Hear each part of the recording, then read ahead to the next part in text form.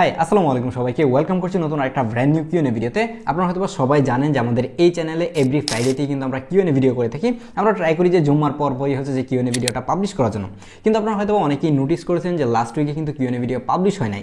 তার থেকে বড় কথা হচ্ছে যে আমাদের এই চ্যানেলে কিন্তু আমি প্রতিদিনই একটা করে ভিডিও দেওয়ার চেষ্টা করি এবং মাঝে মাঝে দেখা যায় দুইটা ভিডিও দিয়ে ফেলি। তো সেই জায়গায় এসে দেখবেন যে লাস্ট 8-10 দিনের মধ্যে কোনো ভিডিও পাবলিশ হয় না এবং প্রচুর মানুষজন আমাকে টেক্সট করেছেন, কল করেছেন, অনেকেই দেখলাম দু একজন মেইলও করেছেন যে কী অবস্থা, চ্যানেলে কেন ভিডিও নাই, যে জায়গায় রেগুলার ভিডিও দিতাম আমার কোনো প্রবলেম হয়েছে কিনা সবাই খোঁজখবর নিচ্ছিলেন। তাদের প্রতি অনেক অনেক বেশি কৃতজ্ঞ যে আপনারা 2-4 দিন ভিডিও না দিতেই খোঁজখবর নিচ্ছিলেন। হ্যাঁ, আমার একটা ছোটোখাটো অ্যাক্সিডেন্ট হয় কিছুদিন আগে, হচ্ছে শ্রীমঙ্গল আমি ঘুরতে চাই, মেবি এটা 9 তারিখ, হ্যাঁ 9 তারিখে হচ্ছে আমি শ্রীমঙ্গলে ঘুরতে যাই। সেখানে যাওয়ার পরে বাইক দিয়ে একটা ছোটোখাটো অ্যাক্সিডেন্ট করি এবং পায়ের মধ্যে বেশ কিছু জায়গা কেটে যায় এবং 7টার মতো সেলাই লাগছে। তো আলহামদুলিল্লাহ এখন মোটামুটি ভালো আছি, আপনারা সবাই দোয়া করবেন। আর হচ্ছে যারা খোঁজখবর নিচ্ছিলেন তাদেরকে অসংখ্য অসংখ্য ধন্যবাদ। তো আজকে আর কথা না বাড়িয়ে চলুন কিউএনএ ভিডিওটা শুরু করা যাক। আর আজকের কিউএনএ ভিডিওটা মেবি 15 মিনিটেরও বেশি হয়ে যেতে পারে, কারণ আজকের কিউএনএ ভিডিওটা একটু বড় করার কারণ হচ্ছে যে অনেকগুলো ইম্পর্টেন্ট কোয়েশ্চেন নিয়েছি, যেগুলোর মধ্যে হয়তো আপনার কোয়েশ্চেন থাকার সম্ভাবনা অনেক বেশি। প্রথমে আমাদেরকে কমেন্ট করেছেন ভাপ্পা ভাই, ওনার নাম হচ্ছে বাপ্পা দা ক্লাসমেট। আচ্ছা যাই হোক, তো উনি জিজ্ঞেস করতেছেন যে 2025 সালে এসে S21 আলট্রাটা আপনি কিনবেন কিনা। আমি কোন অবস্থাতে আপনাকে এখন 2025 সালে এসে S21 আলট্রাটা সাজেস্ট করতে পারি না, কারণ হচ্ছে এটা অনেক পুরাতন একটা ফোন, তার উপরে হচ্ছে এটা আপনি ফ্রেশ কন্ডিশন পাবেন না। আর এমনিতেও S21 ফোনটা এতটাও ভালো না যে 2025 সালে এসে কিনতে হবে। আপনার যদি S21টাই কেনা লাগে, কিছু টাকা অ্যাড করে দেখেন যে S22টা আপনি নিতে পারেন কিনা, সরি S22 আলট্রা যেটা সেটা অনেক ভালো হবে এবং সেইটাও অ্যারাউন্ড 45 থেকে 50 হাজার এরকম প্রাইস রেঞ্জে কিন্তু পেয়ে যাবেন। হ্যাঁ, S21 আলট্রা যেটা রয়েছে সেটার প্রাইস অনেক কম, কিন্তু ওই প্রাইস রেঞ্জে দেখেন যে স্যামসাংয়েরই অন্য ভালো ডিভাইস আছে, সেগুলো ট্রাই করতে পারেন। আমি বলবো যে S21 আলট্রাটা স্কিপ করাই ভালো হয়। তারপর আমাদেরকে সামি ভাই কমেন্ট করেছেন S21 versus Google pixel 6 gaming plus camera. তো ওনার হচ্ছে গেমিং প্লাস ক্যামেরার জন্য এই প্রাইস রেঞ্জ আমার কাছে মনে হয় যে এখনও S21টাই সাজেস্ট করা যায়। হ্যাঁ, এটাতে ইস্যু রয়েছে, ডিসপ্লের মধ্যে প্রচুর পরিমাণে গ্রিন লাইন পড়ে যায়। তারপর যদি পিক্সেল 6 সাজেস্ট করতে যাই, সেই জায়গায় মানুষজন এসে গালাগালি দেয়, মিয়া আপনি পিক্সেল 6 সাজেস্ট করতেছেন, এটা তো নেটওয়ার্ক ইস্যু, তাহলে এটা আপনি কেন সাজেস্ট করেন। এই জায়গার মধ্যে এখন বেস্ট ডিল কিন্তু দুইটাই, 25 থেকে 26 কিংবা 24 হাজার টাকা প্রাইস রেঞ্জে পিক্সেল 6 এবং S21 এই দুইটা ফোনই আছে। তো গেমিংয়ের জন্য বেটার একটা সাপোর্ট কিন্তু আপনি পাবেন S21 থেকে। আর হচ্ছে যে আপনি ক্যামেরার দিক দিয়ে যদি যান তাহলেও কিন্তু S21 থেকে ভালো একটা সাপোর্ট পাবেন। তো ওভারঅল চিন্তা করতে গেলে S21 কিন্তু এখনো 25 হাজার টাকায় বেস্ট একটা ডিল। লাস্ট 10-12 দিন আগে কিন্তু S21 এর একটা ফুল রিভিউ করেছি, সেটার লিঙ্ক আমি কমেন্ট বক্সে দিয়ে রাখবো। তারপর আমাদেরকে শহীদুল্লাহ ভাই কমেন্ট করেছেন iPhone 16 ভার্সেস 14 Pro কোনটা নিলে ভালো হবে 80,000 টাকায়। 80,000 টাকা দিয়ে এখনও আমি আপনাকে 14 Proটাই সাজেস্ট করবো, কারণ এইটার মধ্যে একটা টেলিফোটো লেন্স রয়েছে, তার পাশাপাশি এটার ডিসপ্লের মধ্যে 120 হার্জের রিফ্রেশ রেট রয়েছে। ওভারঅল সব কিছু চিন্তা করতে গেলে আমার কাছে মনে হয় যে এখনও 14 Proটা একটা বেস্ট ডিল। কারণ হচ্ছে আপনি 16 লেটেস্ট ফোন, আপনি এটা দেখতে পারেন 16 এর ক্যামেরা ভালো, কিন্তু 16 এর মধ্যে এখন পর্যন্ত 60 হার্জের একটা ডিসপ্লে। আপনি যদি সাইড বাই সাইড 14 এর সাথে ইউজ করতে চান, আমার কাছে মনে হয় যে আপনি 14টাই কিনবেন এবং আমিও আপনাকে 14টাই সাজেস্ট করবো। আরেকজন সিএম হোসেন ভাই কমেন্ট করেছেন, ভাই আমার একটা সাজেশন দরকার ছিল, মোটরোলা H50 অ্যান্ড iPhone 11 এর মধ্যে কোনটা নেওয়া ভালো হবে। আমার actually mainly camera and overall task দরকার ছিল।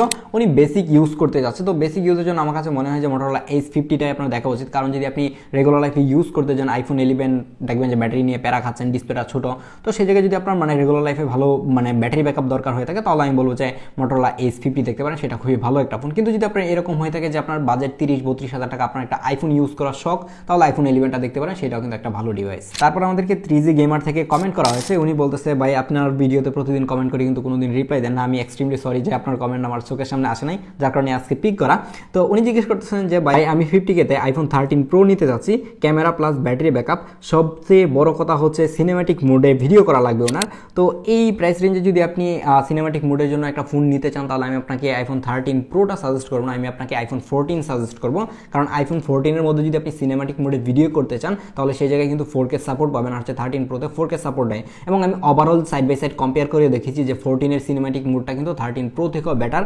আর তার থেকে বড় কথা হচ্ছে যে 13 Proতে কিন্তু ডিসপ্লে ইস্যু রয়েছে, আপনার ডিসপ্লে চলে যেতে পারে। তো উনিও কিন্তু ডিসপ্লে ইস্যুর ব্যাপারটা নিয়ে একটু চিন্তায় আছে যে ডিসপ্লে চলে যাবে কিনা। আপনি যদি 14টা নেন তাহলে ডিসপ্লে চলে যাওয়ার সম্ভাবনা কিন্তু অনেকটাই কম। তো সিনেম্যাটিক মোডের জন্য অবশ্যই আপনাকে 14 নিয়ে যাওয়া উচিত। তারপর আমাদেরকে আলমগীর হোসেন ভাই কমেন্ট করেছেন 40 থেকে 45 হাজারের ভিতরে Samsung Galaxy S23 versus Google pixel 8 কোনটা ভালো হবে। আমি স্যামসাংটাকে এগিয়ে রাখছি, কিন্তু গুগল পিক্সেল হচ্ছে 7 বছরের সফটওয়্যার আপডেট দিচ্ছে আর স্যামসাং এর ডিসপ্লের মধ্যে গ্রিন লাইন পড়ে যায়। তো আমার কাছে মনে হয় যে আপনি 50,000 টাকার বাজেটের মধ্যে অ্যারাউন্ড 50,000, 45 দিয়েও হয়তো আপনি S23 পেয়ে যেতে পারেন। এই প্রাইস রেঞ্জে S23 কে গুগল পিক্সেল 8 কখনোই বিট করতে পারবেন না, ডিসপ্লে বলেন, ক্যামেরা বলেন কিংবা পারফরমেন্স বলেন সব দিক দিয়ে কিন্তু এই পিক্সেল 8 থেকে S23 অনেক অনেক বেশি এগিয়ে আছে। আপনাকে অবশ্যই বলবো যে S23টাই দেখেন। এখন পর্যন্ত S23 এর মধ্যে কিন্তু কোনো ধরনের গ্রিন লাইন পড়ে নাই। আজকে কিন্তু আমাদের চ্যানেলে S23 এর 2025 সালের রিভিউ পাবলিশ হয়েছে, আপনি চাইলে চ্যানেল ভিজিট করে সেটা দেখতে পারেন। সাকিব ভাই কমেন্ট করেছেন, ভাই 60,000 এর মধ্যে আইফোন 12 প্রো ম্যাক্স নিব নাকি আইফোন 14 নিব? 60,000 টাকা বাজেটে এখন কিন্তু আইফোন 14 একটা বেস্ট ডিল, কারণ 12 প্রো ম্যাক্স হ্যাঁ বড় ফোন, ম্যাক্স ফোন, 3টা ক্যামেরা, কিন্তু 3টা ক্যামেরা হলো যে এইটা 14 থেকে আরও 2 বছর পুরাতন। তো টোটাল যদি হিসাব করতে যান তাহলে 12 প্রো ম্যাক্সটা 4 বছর পুরাতন একটা ফোন, 4 বছর পুরাতন একটা ফোন 60,000 টাকা দিয়ে কেনার কোনো যুক্তি আসে না। অবশ্যই আপনি চাইলে 13 প্রো অথবা আইফোন 14 যেটা রয়েছে সেটা দেখতে পারেন। মুবিন লিমন ভাই আমাদেরকে কমেন্ট করেছেন, আইফোন 13 প্রোতে কি এখন গ্রিন লাইন ইস্যু আছে কিনা? 13 প্রো হচ্ছে আইফোনের মানে একদম দুর্নাম করে দিছে বলতে পারেন, কারণ 13 pro, 13 pro max, 13 base variant যেটা আছে, 3টা ফোনের মধ্যে গ্রিন লাইন পড়ে। 13 যেটা রয়েছে, সরি আমার হাতে একটা 13 রয়েছে, এই 13টা দেখা যায় সাইড থেকে মানে লেফট সাইড থেকে একটা চিকন গ্রিন লাইন পড়ে যায়। সেম ভাবে 13 প্রো যেটা আছে সেটার মধ্যে চিকন একটা গ্রিন লাইন পড়ে যায়, অথবা ফুল ডিসপ্লেটাই গ্রিন হয়ে যায় কিংবা হোয়াইট হয়ে যায়। তো এই ধরনের ইস্যু কিন্তু 13 প্রো ম্যাক্সের মধ্যে সব থেকে বেশি, তারপরেই কিন্তু 13 প্রোতে। আর এই 13 যে বেস ভেরিয়েন্টটা রয়েছে সেটার মধ্যেও টুকটাক পড়ে। তো 13 সিরিজটা আমি এই কারণেই মানুষজনকে অ্যাভয়েড করতে বলি, যাতে করে এই ডিসপ্লে নিয়ে প্যারা যাতে করে না খাইতে হয়। আপনি যদি চান কিছু টাকা অ্যাড করে 14 নিতে পারেন, অথবা কিছু টাকা কমিয়ে কিন্তু আপনি 12 প্রো যেটা রয়েছে সেটা নিতে পারেন, তারপরেও অ্যাটলিস্ট ডিসপ্লে নিয়ে আপনাকে প্যারা খেতে হবে না। তারপর আমাদেরকে তানবীর ভাই কমেন্ট করেছেন, 12 প্রো 25 সালে ইনএক্টিভ পাওয়া যাবে কিনা? হ্যাঁ, 12 প্রো এখনো ইনএক্টিভ পাওয়া যায়, সেটা হচ্ছে রিফাবলিশড ইউনিট। রিফাবলিশড ইউনিট নিয়ে আমরা একটা ডিটেইলে ভিডিও করছি, আপনি চাইলে সেটা দেখে আসতে পারেন, ডেসক্রিপশন বক্সে লিঙ্ক দিয়ে দিব। তো 12 প্রো কিন্তু এখন ইউজড মার্কেটে পাওয়া যাচ্ছে অ্যারাউন্ড 48 থেকে 50 এরকম প্রাইস রেঞ্জেই। কিন্তু যদি আপনি ইনএক্টিভ যেটা রয়েছে মানে রিফাবলিশড ইউনিট সেটা যদি নিতে চান তাহলে 62-60 এরকম খরচ করা লাগবে। তো অবশ্যই ইউজড ফোন থেকে রিফাবলিশড ফোন অনেক ভালো। রিফাবলিশড ফোন নিয়ে ডিটেইলে ভিডিও করেছি, সেটা চালিয়ে দেখতে পারেন। নতুন ফোন আর হচ্ছে রিফাবলিশড ফোনের মধ্যে কোনো ডিফারেন্স নাই। আজকের কিউএনএ ভিডিওতে কিন্তু আমরা প্রচুর পরিমাণের কমেন্ট পিক করেছি এবং ম্যাক্সিমাম গুলাই কভার করার ট্রাই করেছি। তার থেকে বড় কথা হচ্ছে যে কিউএনএ ভিডিওতে আমি আমার লাইভ আপডেট দিয়ে দিলাম।